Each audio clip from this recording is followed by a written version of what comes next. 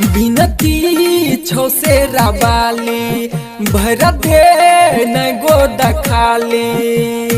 जय जय जय माँ। बिनती छौ से रबाली भर दे न गोद खाली।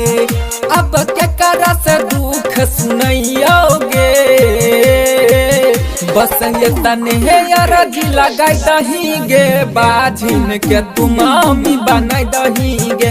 बस ये तने तू अरजी लगाई दही गे बाझिन के तू मामी बनाई दही गे।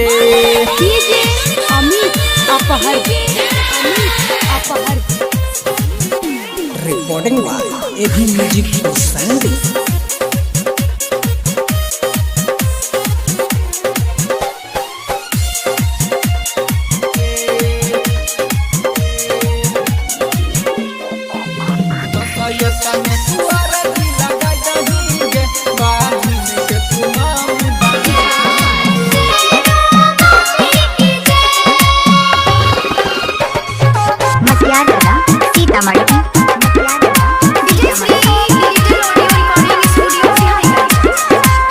दिलवा के सुनो भौजी वन निराशी है मैया के भगती पा करवी सवासी है।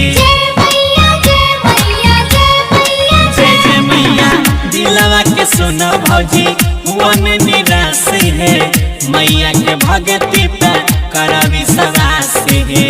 दुखिया के दुख सब मैया हरई छै देखी बझनिया के गोदिया भरई छै।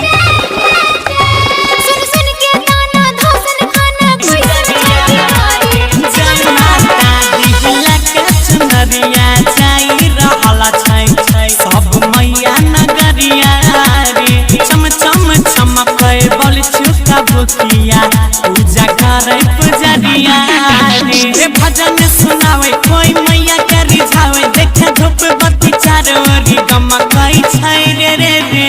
नौमी में डीजे धमकै छै रे रे रे नाचला भक्त बमकै रे मैया के रूप चमकै